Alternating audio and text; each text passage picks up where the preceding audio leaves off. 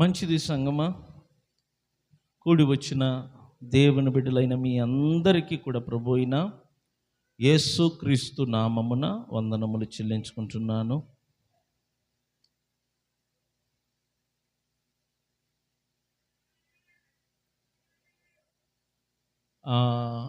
స్త్రీల కూడిక రోజు స్త్రీలు నిజంగానే మందిరాన్ని ప్రార్థన అయిన తర్వాత వాళ్ళు చక్కగా శుభ్రం చేస్తున్నారు. మరి ఎవరెవరు చేస్తున్నారో మిమ్మల్ని దేవుడు చూస్తున్నాడు కనుక దాని ప్రతిఫలం దేవుడు మీకు, మీ కుటుంబానికి ఖచ్చితంగా దయచేస్తాడని ప్రభు పేరిట తెలియచేస్తున్నాను.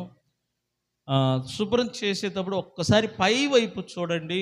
మీకు ఎక్కడైనా బూజు కనిపిస్తే వెంటనే ఆ బూజు కనిపిస్తే ఆ బూజును మాత్రం తీయండి. వేసి బరబర రుద్దగాకండి. నా మాట అర్థమైంది మీకు చెప్తున్నాను.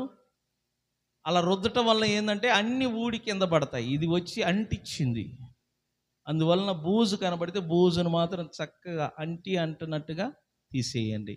ఎందుకంటే ఎక్కడ చూసినదిగా ఆ మూల ఇవన్నీ కూడా బూజు కనబడుతుంది. రెండవదిగా కుర్చీలు వేసేటప్పుడు కొంచెం నెమ్మదిగా గోడకు ఆనీయగాకండి.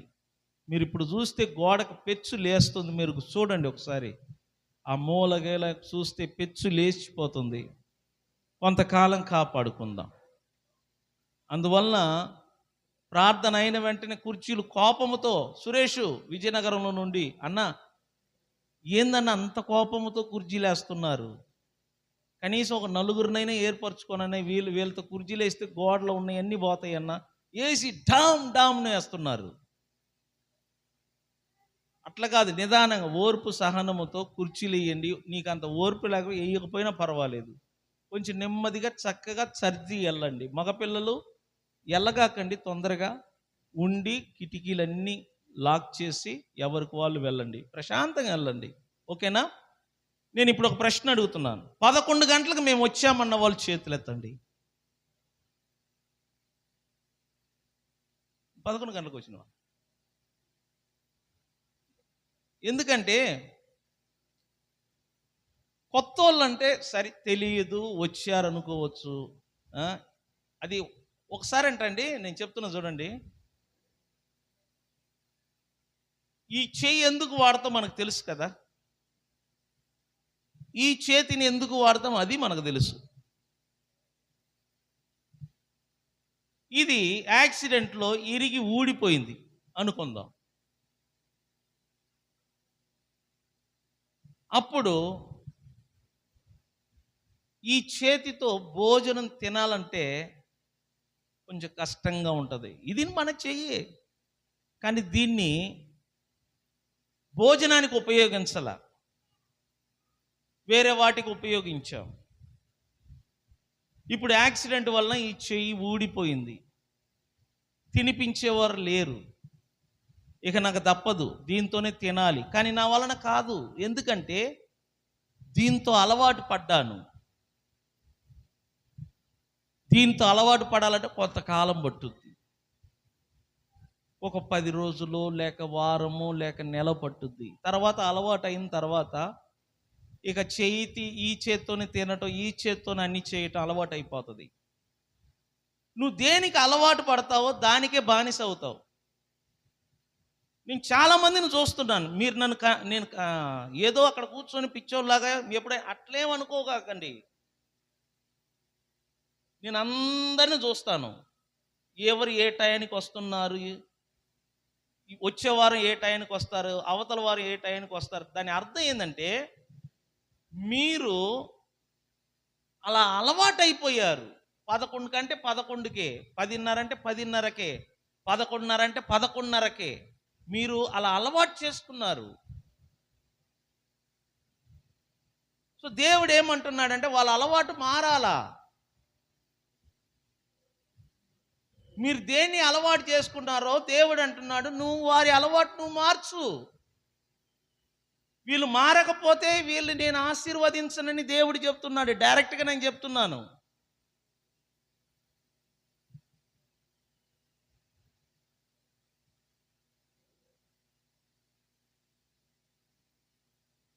మందిరం అనేది నువ్వు ఎప్పుడైనా వెళ్ళొచ్చు, ఎప్పుడైనా రావచ్చు, కానీ దానివల్ల నీకు ఉపయోగం లేదు.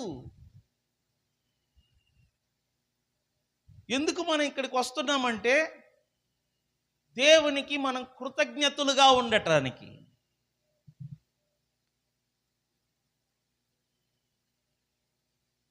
దేవా, నువ్వు నా జీవితంలో చేసిన ఆ మేలులకు నేను కృతజ్ఞతుడను, అందుకే నీ సన్నిధికి వస్తున్నాను.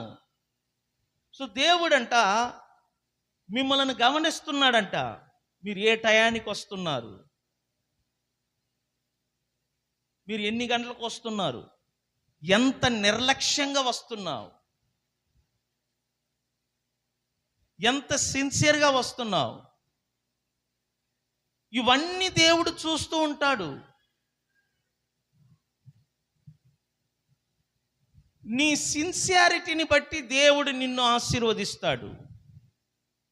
బైబిల్ అంటుంది శ్రద్ధ గలవాడు, చెప్పండి, రాజుల ముందు నిలబడతాడంట. ఎవరి ముందు? శ్రద్ధ గలవాడు అంటే దాని అర్థం ఏంటంటే సిన్సియారిటీ.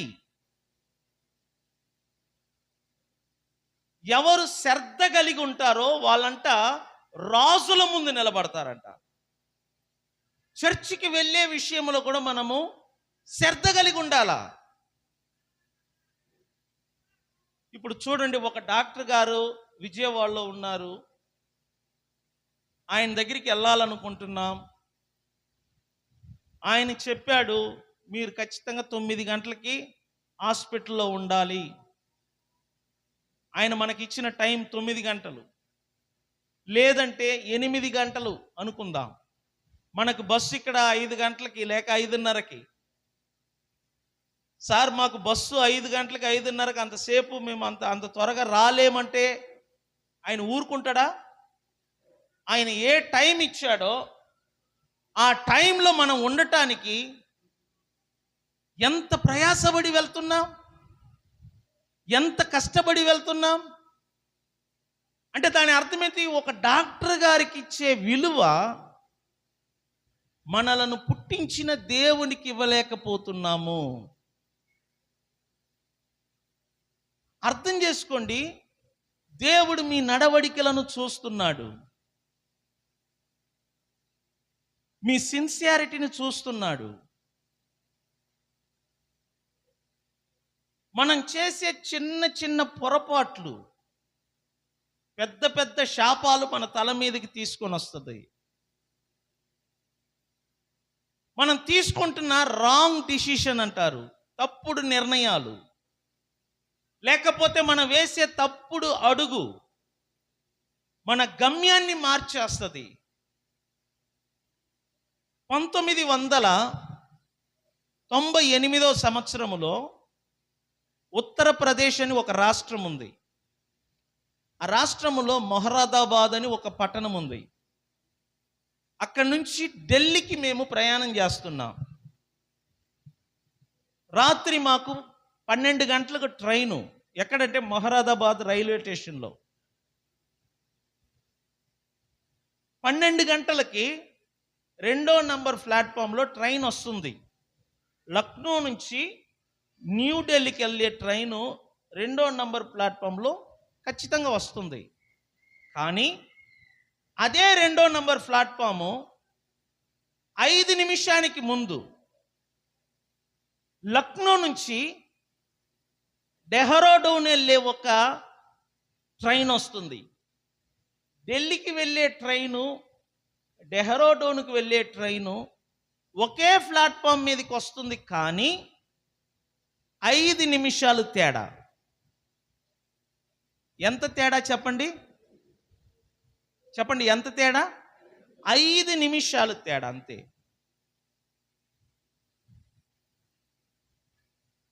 మేము ఢిల్లీకి వెళ్ళాలి.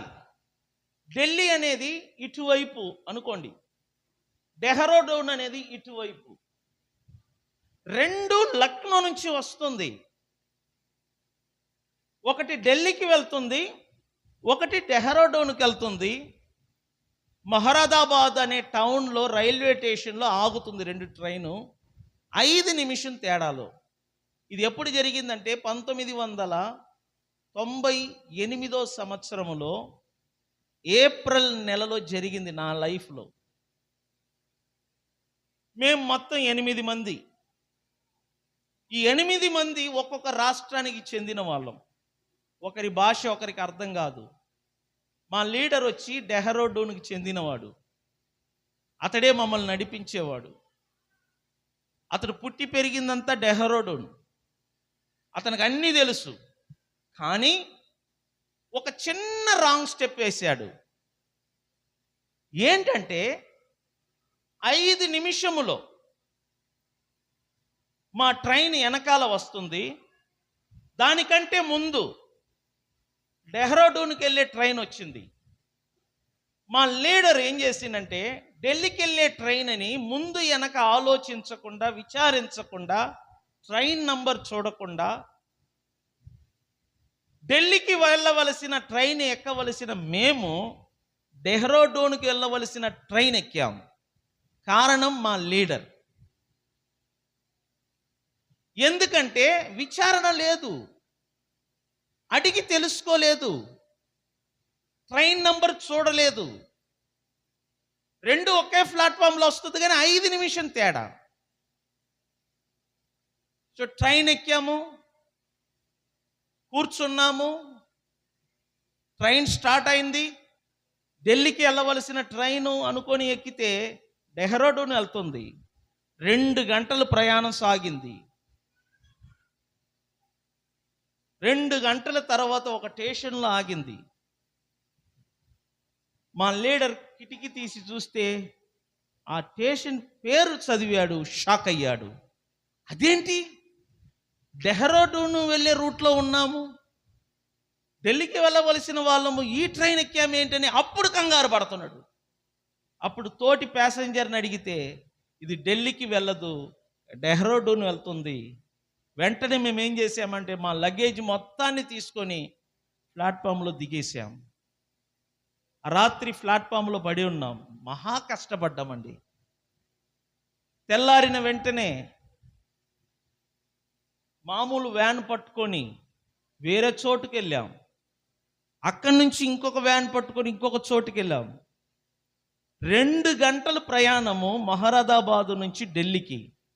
ఇప్పుడు ఒక రోజంతా కష్టపడి ఢిల్లీ పోయి చేరాం. కారణం ఏంటంటే ఒక్క రాంగ్ స్టెప్ అన్నమాట. ఒక్క రాంగ్ స్టెప్ చేయటం వలన మా ప్రయాణం అంతా శ్రమగా మారింది, కష్టముగా మారింది. సుఖంగా వెళ్ళవలసిన మా ప్రయాణము కష్టతరంగా మారింది. ఒక్క రాంగ్ స్టెప్. కొన్నిసార్లు మనం చేసే చిన్న పొరపాటు, మనం అనుకుంటాం తప్పేముందులే లేటుకి వెళితే. లేదు సుమా, ఈ పొరపాటు నీకు జరగవచ్చు, నీ పిల్లలకు జరగవచ్చు. శ్రమ. నేను తప్పు చేయలే, మా లీడర్ చేశాడు. మా నాయకుడు రాంగ్ స్టెప్ చేశాడు. ఎక్కవలసిన ట్రైన్ ఎక్కనీయకుండా వేరే ట్రైన్ ఎక్కిచ్చాడు. చేసింది ఒక వ్యక్తి తప్పు, అతనితో ఉన్న మేమందరము శ్రమ పడ్డాం. అట్లాగనే ఇంట్లో మీరు ఒక్కరు తప్పు చేస్తే, అది తండ్రి అయినా తల్లి అయినా లేక పిల్లలైనా, శ్రమ మాత్రం ఇంట్లో ఉన్న వాళ్ళందరూ అనుభవించవలసినదే, తప్పదు.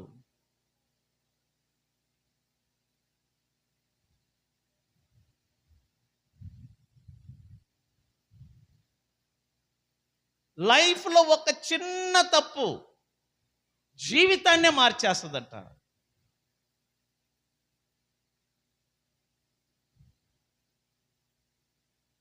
సైతాన్ వచ్చి అవ్వమ్మను అడుగుతుంది, ఈ తోటలో ఏదైనా ఒక పండును తినవద్దని దేవుడు చెప్పాడా? అందుకు అవ్వమంటుంది, అవునవును చెప్పాడు. తోటలో ఉన్న అన్ని పండ్లు తినమన్నాడు, కానీ తోట మధ్యలో ఉన్న ఆ చెట్టు జోలికి వెళ్ళొద్దు, ఆ పండు జోలికి వెళ్ళొద్దు అన్నాడు. అందుకు సైతాన్ అంటుంది, ఆ పండు మీరు తింటే దేవుళ్ళలాగా మారుతారు. దేవుడికి తెలుసు గనుక ఆ పండు జోలికి వెళ్ళొద్దని అందుకే చెప్పాడు. తింటే ఏం కాదు, తినండి, తినమని ప్రోత్సహిస్తుంది. ఆ పండు చూస్తే కంటికి రమ్యముగా కనబడుతుంది. వెంటనే చేయి చాపి పండు కోసుకొని తిని తన భర్తను తినిపించింది. పండు తింటే తప్పేముందని మనం అనుకుంటాం. ఒక రాంగ్ స్టెప్ తీసుకోవటం వలన ఈ ప్రపంచమే తలకిందులుగా మారిపోయింది. మీరు అనుకుంటారు లేటుగా వెళ్తే ఏంటి, పొరపాటు, దాని ఫలితం నువ్వు అనుభవిస్తావు. శుక్రవారం రోజు ఒక్క పూట మానితే ఏమైంది, పొరపాటు, దాని ఫలితం నువ్వు అనుభవిస్తావు. ఒక్క ఆదివారం చర్చి మానుకుంటే ఏమైంది, పొరపాటు, దాని ఫలితం నువ్వు అనుభవిస్తావు. చెప్తున్నాను కదా, రాంగ్ స్టెప్ అన్నమాట. ఒక చిన్న పొరపాటు, పెద్ద పెద్ద యాక్సిడెంట్ జరుగుతుంది. వాళ్ళని అడగండి, ఏం చేశావు? నేనేం చేయలేదండి, ఊరకలా చూశాను, అయిపోయింది. అటు చూసేలోపు మొత్తం అయిపోయింది అంటారు. రెప్పపాట్లో యాక్సిడెంట్లు జరుగుతున్నాయి. ఒక క్షణముల లైఫ్ మొత్తం స్పాయిల్ అవుతుంది. అర్థం చేసుకో, దేవుడు నీతో మాట్లాడుతున్నాడు. నువ్వు చేసే చిన్న చిన్న పొరపాటు, మనం తీసుకునే రాంగ్ డిసిషన్, మనం వేస్తున్న తప్పుడు అడుగులు మన జీవితాన్ని తలకిందులుగా చేస్తుందంట. అబ్రహాముతో లోతు అనే ఒక వ్యక్తి ఉన్నాడు. అతడు చేసిన చిన్న పొరపాటు వలన అతని కుటుంబం అంతా సర్వనాశనమైంది. భార్య ఉప్పు స్తంభంగా మారింది. 2 కుమార్తెలు తండ్రితోనే పండుకున్నారు.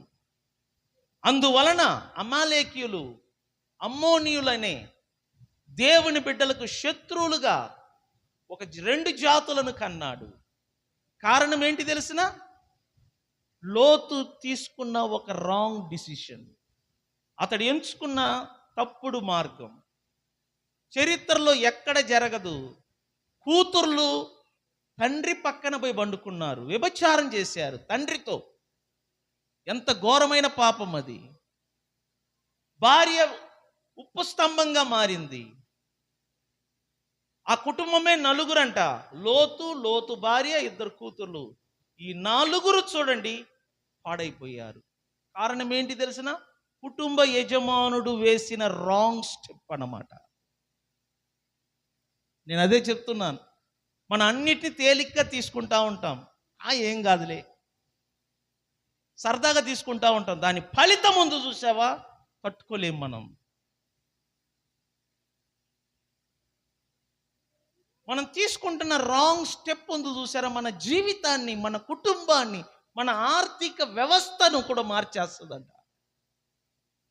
అయ్యో తప్పు చేశాను, పొరపాటు చేశాను అని మనం ఎంత ఏడ్చినా తిరిగి ఆ స్థానం మనకు రాదు.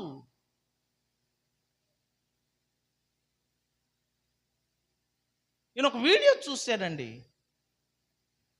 సెల్ ఫోన్ పట్టుకొని సెల్ఫీ దిగుతున్నాడు.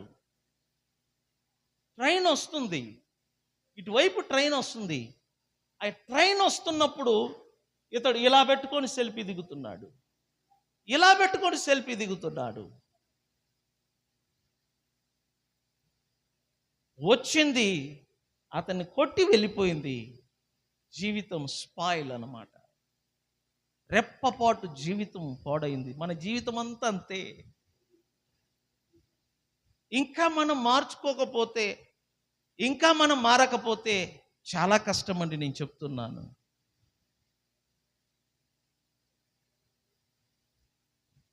ఇంకా మనం పసిపిల్లల్లాగానే ఉంటే కష్టం అండి, నేను చెప్తున్నాను.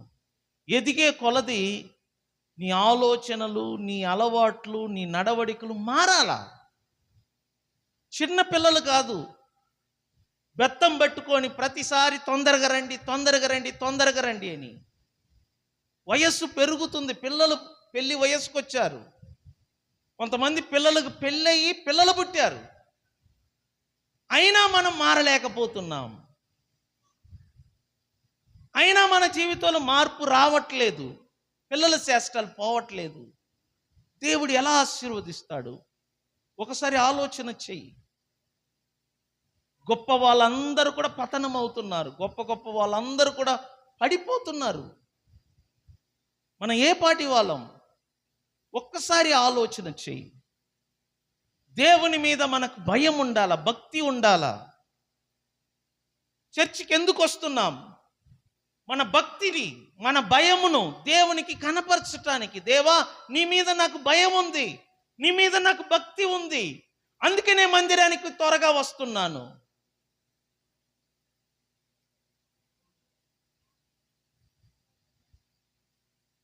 టయానికి నేను వస్తున్నాను. నీ నమ్మకాన్ని దేవుడు చూడాలా. ఎన్ని పనులున్నా శుక్రవారం రోజు నీ సన్నిధిలో నేను ఉంటున్నాను. ఎందుకంటే నీ యందు నాకున్న భయము, భక్తి ఏంటో కనపరచటానికి. స్త్రీలకు భయము లేదు.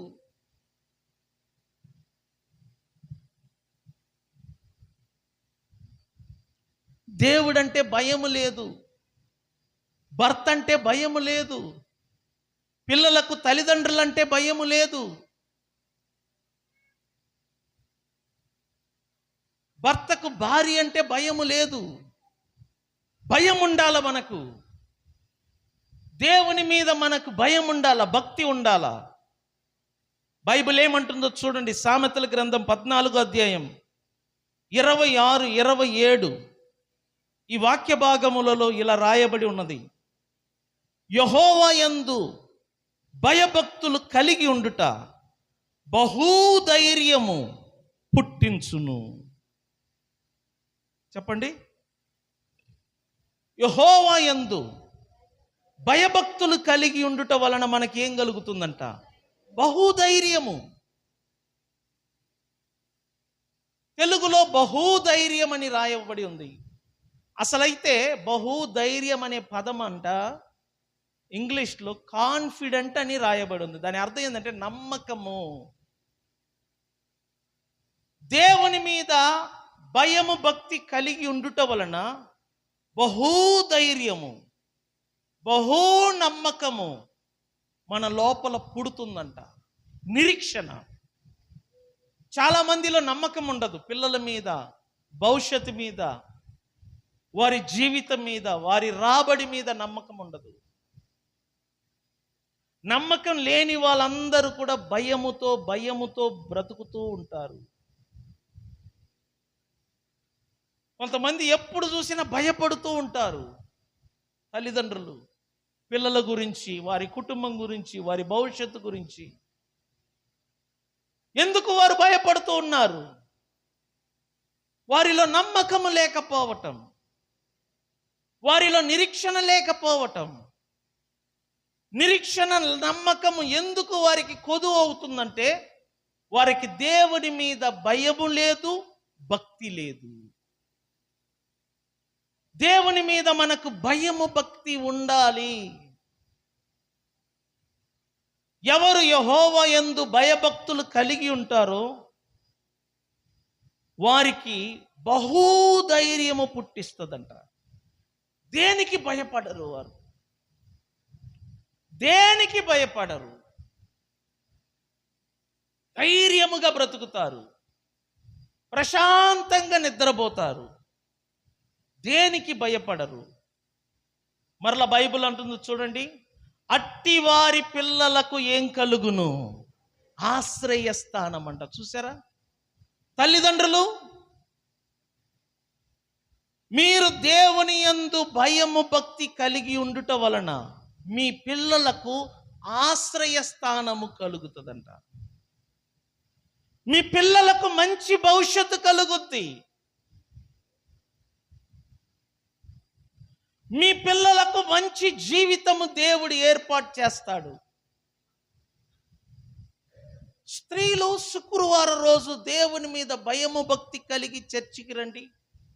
నేను చూస్తాను ఇక్కడ మెట్లు కాడ ఎన్ని చెప్పులు ఉన్నాయో.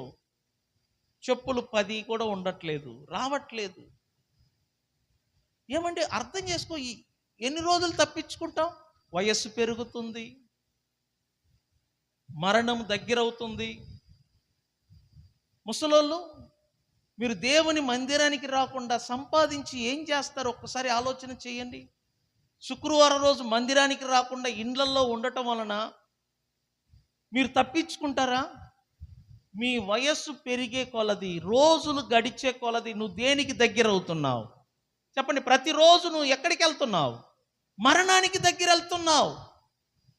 ఒక్కొక్క రోజు నీ జీవితంలో గడిచిపోతుంది. దాని అర్థం ఏంటంటే నువ్వు దగ్గర అవుతున్నావు నీ మరణానికి.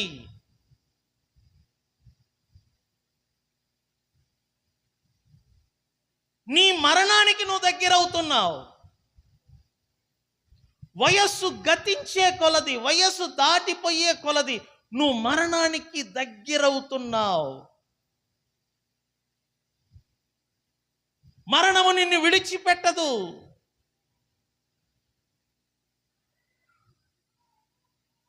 నిన్ను ఎవరు కాపాడలేరు మరణము నుండి, దేవుడు ఒక్కడు తప్ప. అలాంటప్పుడు దేవుని సన్నిధిలో పడి ఉండకుండా, దేవుని సన్నిధికి రాకుండా దూరం అవటం వలన నీకు వచ్చే లాభం ఏంటి?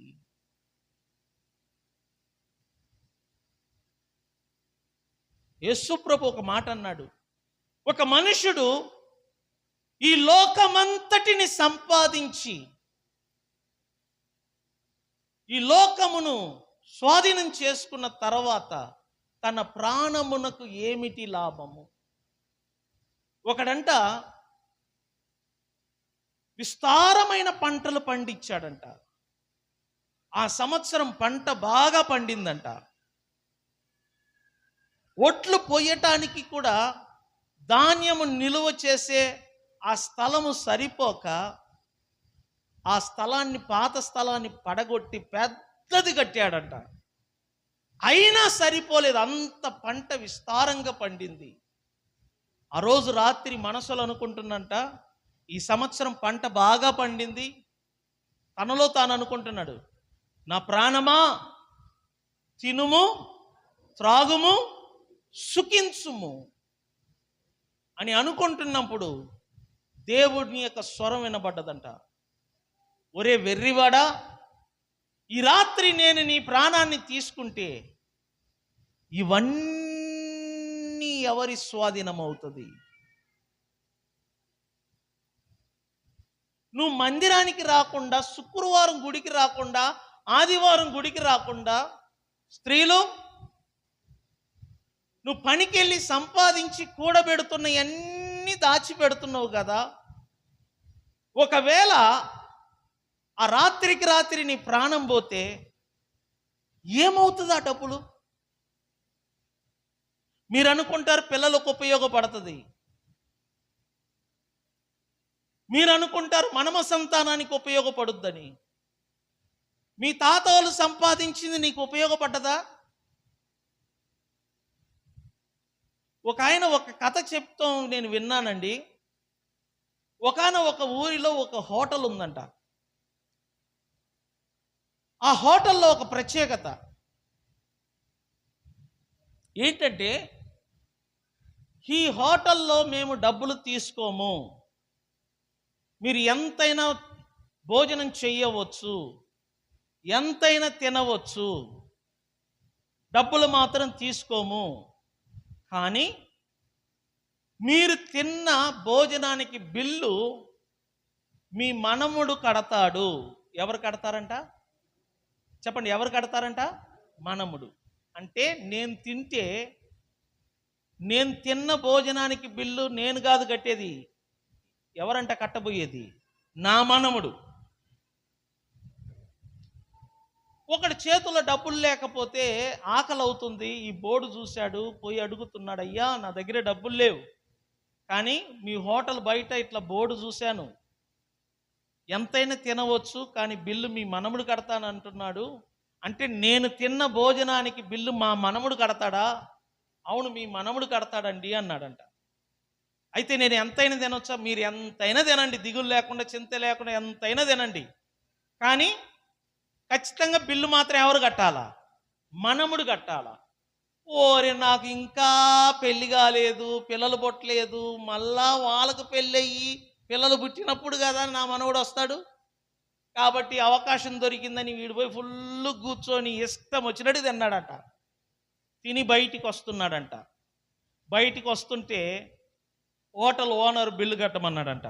అదేంటండి, ఎంతైనా తినవచ్చు అన్నారు కదా, ఎంత తిన్న బిల్లు లేదు, మీ మనవడు వచ్చి కడతాడన్నాడు కదా, మా మనవడు వచ్చినప్పుడు కట్టుకుంటాడండి, నన్ను వదలండి అంటే, అందుకు ఆయన అన్నాడంట, మీ తాత తిన్నది ఎవరు కట్టాలా, నువ్వే కట్టాలి కదా.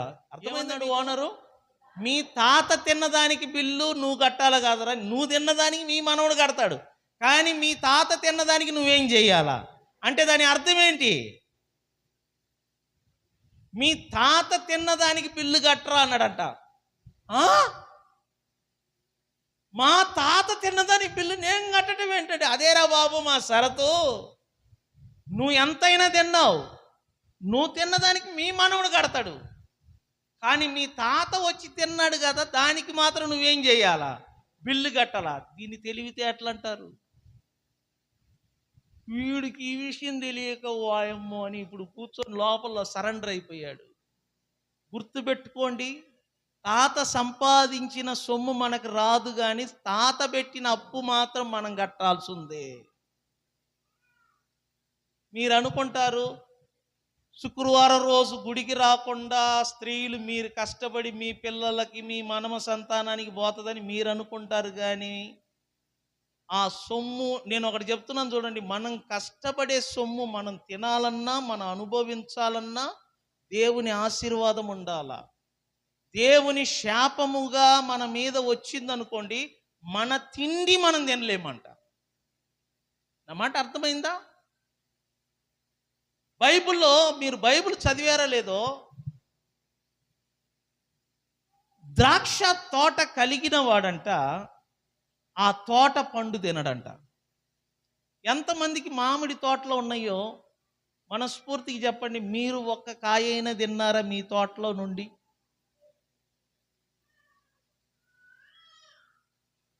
మీ చెట్టుకు కాసే కాయ మీరు తినరు.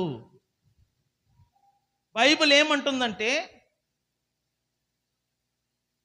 తోట యజమానుడు తన తోటలో కాసే కాయలు తినడంట. ఎందుకంటే శాపం అది. కట్టుకున్న ఇంట్లో కాపురము చెయ్యరు, ఎందుకంటే శాపం అది. ఒక యవనస్తుడితో ఒక యవనస్తురాలకి ప్రదానం జరుగుతుంది, మరొకడు ఆ యవనస్తురాలను తీసుకెళ్ళి పెళ్లి చేసుకుంటాడంట. దాని అర్థం ఏంటంటే శాపం అది. మీరు అనుకుంటున్నారు కష్టపడి పని చేస్తున్నాను, సంపాదిస్తున్నాను, అవన్నీ మన పిల్లలకు ఉంటాయని. లేదు సుమా, దేవుని ఆశీర్వాదం నీ మీద నీ ఇంటి మీద ఉంటే నువ్వు సంపాదిస్తున్న ప్రతి సొమ్ము నువ్వు తింటావు, నీ పిల్లలు తింటారు. అలా కాకుండా శాపం ఉంటే నువ్వు సంపాదిస్తావు తప్ప ఆ సొమ్మును నువ్వు తినలేవు. అదే శాపం అంటారండి.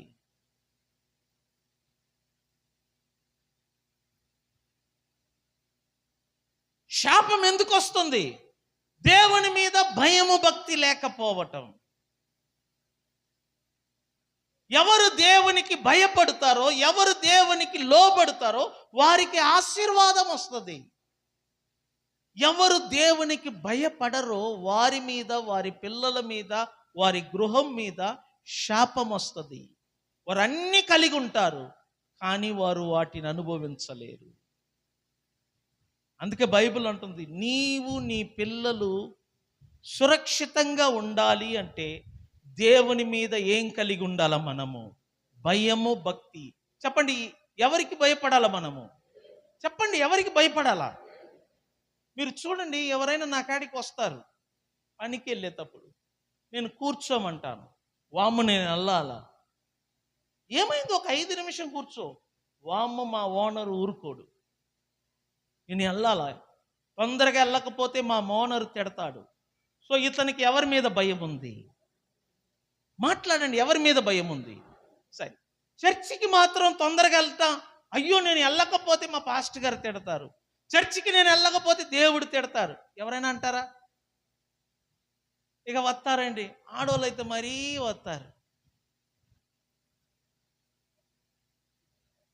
ఏక తొందరగా పోతాను, ఎప్పుడు 11:30కి. నేను అక్కడ కూర్చొని చూస్తూ ఉంటా, నాకు మొత్తం కనపడతా ఉంటారు ఎవరెవరు మొత్తాన్ని చూస్తున్నాను. నిజం చెప్తున్నాను, సీసీ కెమెరా లాగా ఆడ కూర్చొని నాకు మొత్తం కనపడుతుంది. ఆ వీధి ఎవరెవరు ఏ టయానికి వస్తున్నారు, ఎవరు నడిచి వస్తున్నారు, ఎవరు నిలబడి వస్తున్నారు, అక్కడికి వచ్చేటప్పుడు ఎట్ట వస్తున్నారు, ఈడ చూసి ఎలా ఇక్కడికి వచ్చి ఉరుకుతారు. అక్కడికి వచ్చేటప్పుడు ఏక ఆయే ఏం పోసారా ఈరోజు? మా ఆయన 4 గంటలకే పోయాడు, ఆయన అయిపోయిందంట.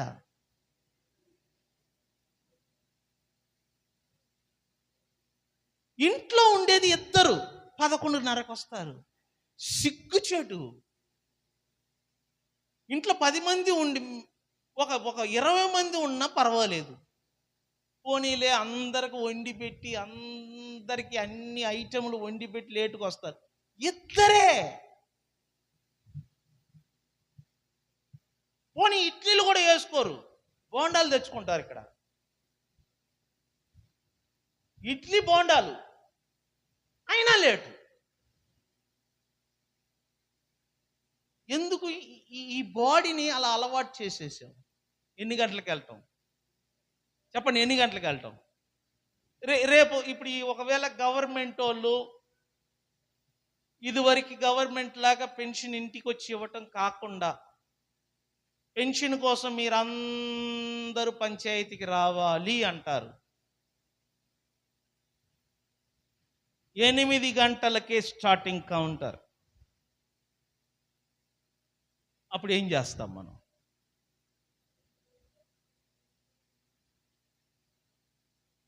ఏంటి అందరూ మాట్లాడట్లా?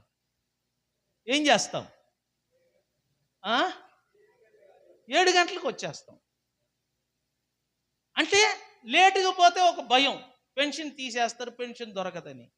సో ఏదో ఒక భయం ఉండబట్టే కదా మనం ఆ టయానికి వెళ్తాం. నేను మాత్రం కోరుకుంటున్నాను, యేసయ్యా ఇంటికి వచ్చి ఇవ్వటం మానేయ్యా. ఈ పెన్షన్ తీసుకునే వాళ్ళు కాళ్ళు ఎండకి వాడిపోవాలా, ఆ చేతికి డబ్బులు వచ్చే లోపు సోలిపోయి కింద పడిపోవాలా నా కోరికలు. నేను ఇక్కడ నిలబడి ఎంజాయ్ చెయ్యాలా. నేను వీడియో తీసుకుంటా ఉంటాను, ఆహా దేవుడు అందుకే ప్రభుత్వం మార్చావా దేవా అని అంటారు. నిజంగానే చెప్తున్నాను, మనిషికి భయం ఉండాలి. మనిషికి భయం ఉండాలి, ఎంతో కొంత దేవుని భయం ఉండాలి. చూడండి, మనం ఎవరికి భయపడకపోయినా ఎవరికి భయపడాలో చెప్పండి? ఎందుకంటే మీకు ఒక విషయం చెప్పినా, ఇక్కడ చనిపోయిన మరుక్షణం అంట మనం ఎక్కడ కళ్ళు తెరుస్తామంట? ఎవరి ముందు కళ్ళు తెరుస్తామంట? దేవుని ముందు. అందువలన దేవుడు అంటే భయం ఉండాలి. బైబుల్ అంటుంది, యెహోవా యందు భయభక్తులు కలిగి ఉండుట వలన మనకేం కలుగుతుంది? బహుధైర్యము పుట్టించును, అట్టివారి పిల్లలకు ఏం కలుగుతుందంట? ఇప్పుడు చెప్పండి, నా పిల్లలకు ఆశ్రయము కలగాలి అంటే వారికి భయం ఉండాలా? దేవుని మీద తల్లిదండ్రులైన మాకు ఉండాలా? నిజంగానే నన్ను బట్టి దేవుడు నా బిడ్డలను ఆశీర్వదిస్తాడు. నా కుటుంబమును బట్టి, నన్ను బట్టి, నా భార్యను బట్టి దేవుడు నా పిల్లలను ఆశీర్వదిస్తాడు. ఈరోజు మేము బాగున్నామంటే తల్లిదండ్రుల ప్రార్థన. నేను చెప్తున్నాను, వాళ్ళ ప్రార్థన వలన మేము బాగున్నాం. ఈరోజు మమ్మను బట్టి రేపు మా పిల్లలను దేవుడు ఆశీర్వదిస్తాడు. మేము రెక్లెస్గా, భయం లేకుండా, మేము కూడా దేవుడు అంటే భయం లేకుండా రెక్లెస్గా ఉంటే దేవుడు మా పిల్లలను ఆశీర్వదించడు. కాబట్టి సంగమం మిమ్మల్ని హెచ్చరిక చేస్తున్నాను, మీ పిల్లలకు దేవుడు ఆశ్రయస్థానాన్ని కలిగించాలి అంటే తల్లిదండ్రులైన మీరు దేవుని మీద ఏం కలిగి ఉండాలా? భయము, భక్తి కలిగి ఉండాలా. దేవుడు అంటే భయము, భక్తి కలిగి ఉండాలా. అప్పుడు దేవుడు అంట మిమ్మలను, మీ పిల్లలను ఆశీర్వదిస్తాడు, వారికి ఆశ్రయ స్థానమును కలిగిస్తాడు.